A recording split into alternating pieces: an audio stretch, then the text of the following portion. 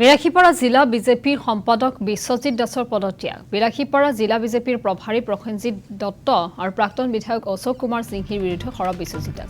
প্ৰাক্তন বিধায়ক অশোক কুমাৰ সিংহিৰ হিটলাৰী শাসনৰ বাবে বহু কৰ্মী দলৰ পৰা ওলাই গৈছে।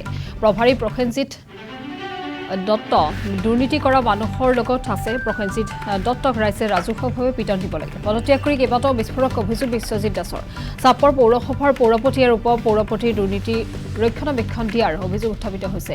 বিশ্বজিৎ দাসে এই অভিযোগ উত্থাপিত কৰিছে।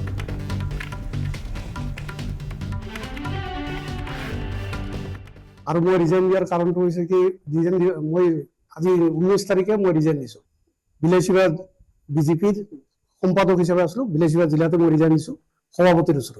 ৰিজাইন দিয়াৰ কাৰণটো মোৰ হ'ল এক নম্বৰ যে আমাৰ ইয়াত বিলাসীপাৰা জিলাত বিশেষকৈ পদবীত নথকা ব্যক্তিক আমাৰ জিলা প্ৰভাৰীয়ে বিষয়ববীয়া সভাত মাতি লৈ আহে আৰু আনি পেলাই কিছুমান দুৰ্নীতি কৰা মানুহক তেখেতে ৰক্ষণাবেক্ষণ দিবৰ কাৰণে মানে সভাপতি মহোদয়ক প্ৰেছাৰ গেট দিয়ে।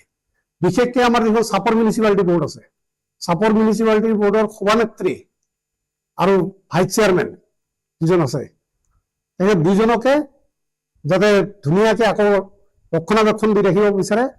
15 তাৰিখে আমাৰ এখন বিষয়ববীয়া মিটিং হৈছিল। সেইখন বিষয়ববীয়া মিটিঙত জিলা প্ৰভাৰীয়ে অশোক কুমাৰ সিঙক মাতি লৈ আহে আৰু অশোক কুমাৰ সিঙে হ'ল যে আমাৰ কোনো পদবী নাই, কোনো পদবীত তেখেত নাই। কিছুদিন আগত তেখেতে কোৰ কমিটিত আছিল, কোৰ কমিটিৰ পৰা তেখেতক অব্যাহতি দিয়া হৈছিল আৰু 15 তাৰিখে যিহেতু জিলা বিষয়ববীয়া সভা হৈছিল, সেই সভাত আপুনি চাওক, এইটো হৈছে প্ৰভাৰী, ইয়াত মই বহি আছো, এইটো অশোক সিঙে বহি আছে।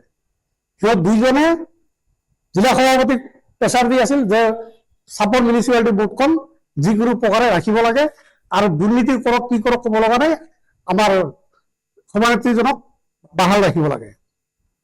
তেতিয়া মই প্ৰশ্ন কৰিছিলো যে চাপৰ ৰাইজে যিহেতু সভানেত্ৰীগৰাকীৰ ওপৰত মানে অতিষ্ঠ হৈছে, তেখেতে দুৰ্নীতিত লিপ্ত হৈছে, গতিকে সেইসকলক ৰাইজে বেয়া পায়। গতিকে আমাৰ অহা 6-7 মাহৰ ভিতৰত মিউনিচিপালিটি ইলেকশ্যন আহি আছে।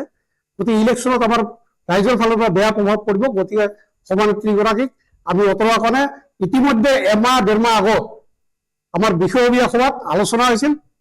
সভাপতি মহোদয়ে সকলো বিষয়ববীয়াক মাতিছিল।